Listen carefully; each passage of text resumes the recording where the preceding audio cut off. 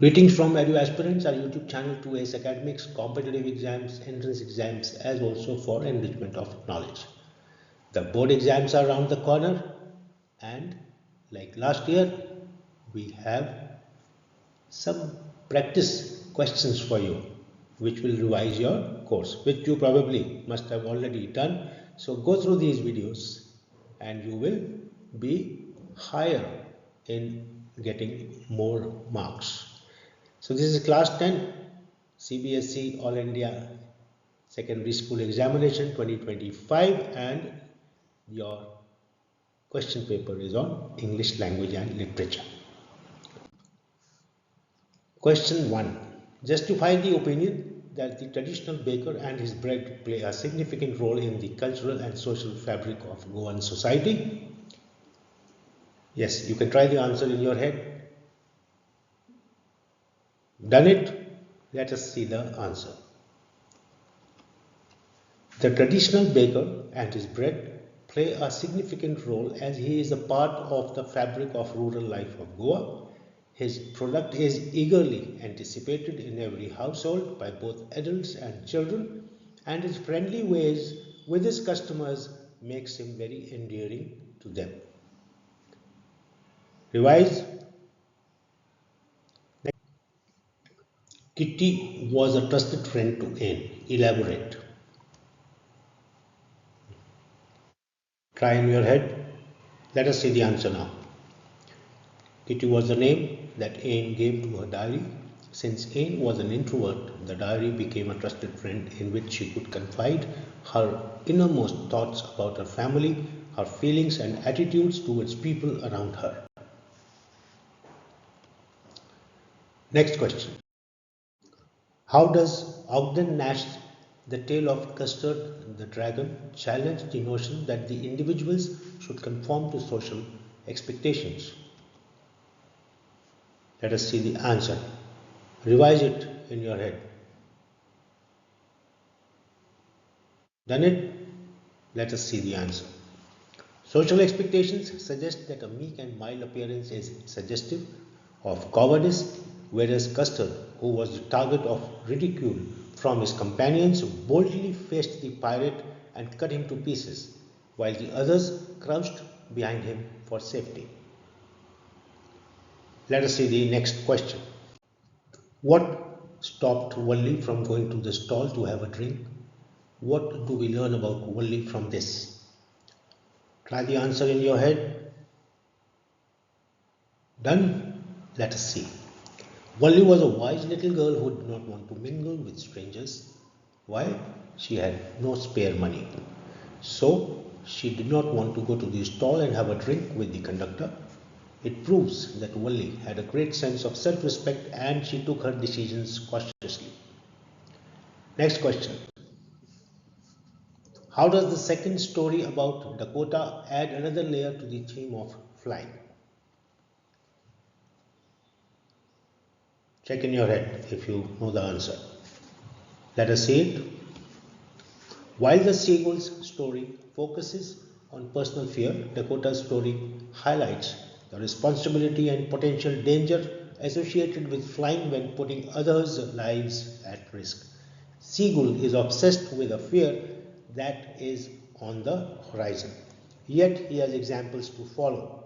On the other hand, Dakota Pilot was in an unknown territory to explore and find his own path. Next question. How did the tiger behave in the forest? Revise in your head if you have read it. Let us see the answer. In the forest, the tiger enjoys complete freedom. He would walk in the forest without any fear. He would spread terror among the villagers. He would also hear the call of the jungle animals. Next question. Do you think that the poet presents a very bright or cheerful side of nature in the poem Dust of Snow? Give a reason. Do you remember the answer? Think. Let us revise. To determine whether the poet presents a bright or cheerful side of nature in the poem, one must analyze the poet's tone, imagery, and descriptions of nature. If the poem uses vibrant imagery such as clear skies, blooming flowers, chirping birds, and flowing rivers, it suggests a cheerful and lively portrayal of nature. The use of positive words, a light-hearted tone, and themes of joy or renewal further reinforce this idea. However, if the poem describes dark clouds, storms, decay, or solitude, it might reflect a somber or melancholic view of nature instead. Let us see the next question. In the poem, The Tale of Custard the Dragon and the story, A Letter to God, the authors have used irony to great effect. Both these literary pieces portray situational twists in their plot. How do you connect both? You have a longish answer for this. See if you know it. Let us see. Both The Tale of Custard the Dragon by Ogden Nash and A Letter to God by Gregorio Lopez Fuentes effectively use situational irony to create unexpected twists that challenge the reader's expectations. Here is how they connect through irony. Reversal of expectations. In The Tale of Custard the Dragon, Custard, the supposedly coward dragon, turns out to be the bravest when danger arrives, while the other animals who boast about their bravery flee in fear. This ironic twist overturns the assumption that Custard is weak and cowardly.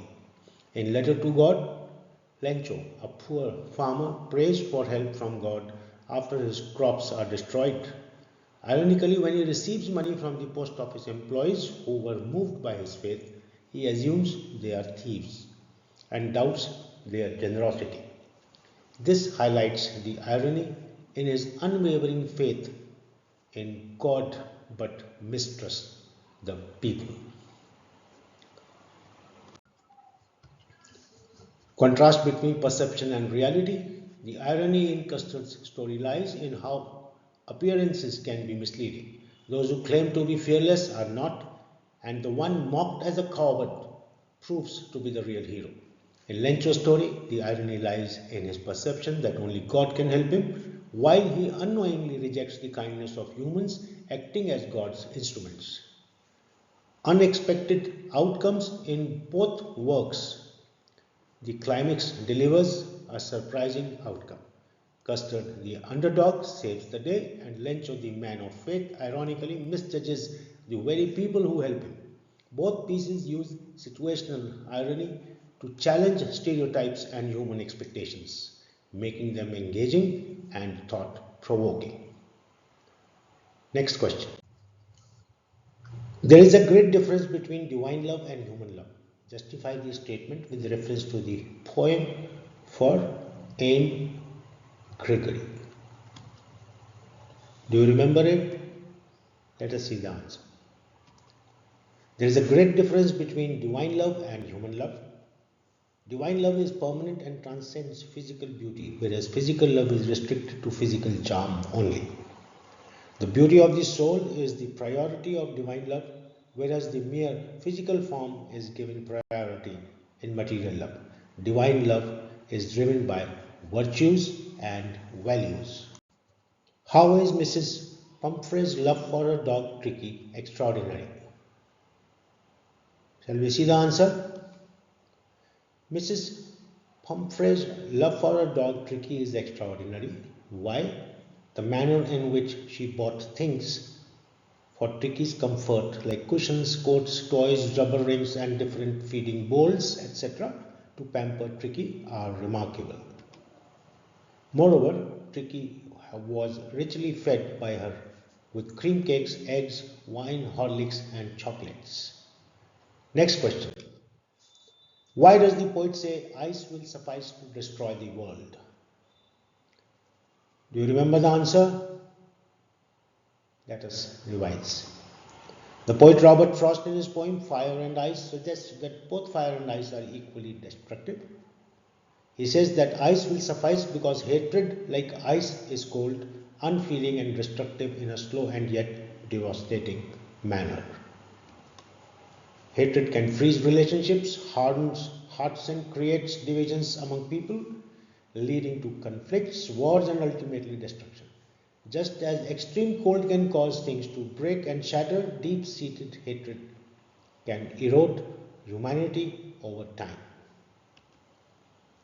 Robert Frost implies that whether through uncontrolled passion, that is fire, or bitter hatred, that is ice, the end of the world is inevitable. Question 13. How did lunch become a ceremonial occasion for Mr. Harriot and his partners? You know the answer? See if you can recall. Let us revise.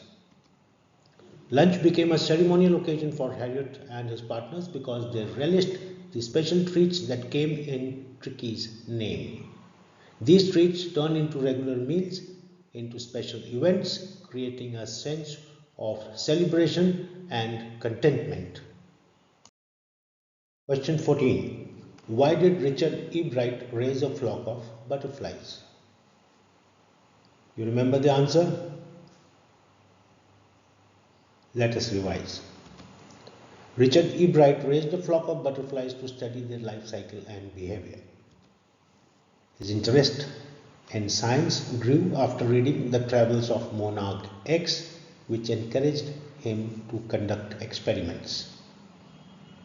This early curiosity led to significant scientific discoveries that helped shape his career as a scientist.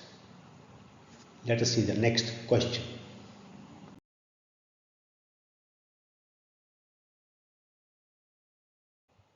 The yellow hair is a symbol in the poem. Briefly support the statement with reference to the poem for Anne Gregory. Do you remember the answer? Let us revise. In the poem for Anne Gregory by W.B. Yeats, yellow hair symbolizes external beauty and the superficial nature of human attraction. The poem suggests that people often fall in love based on physical appearance rather than inner qualities. Anne's golden hair represents this temporary and deceptive outward charm. Anne insists that she can change her hair color, implying that beauty is not fixed or essential. However, the poet points out that most people still judge based on looks. In the final lines, it is suggested that only God can love someone for who they truly are beyond their physical beauty. Thus, yellow hair becomes a powerful symbol of how society values outer beauty over inner character. Keep revising. Best of luck. Subscribe, like, share, and do press the bell icon for updates on more videos for your board exams.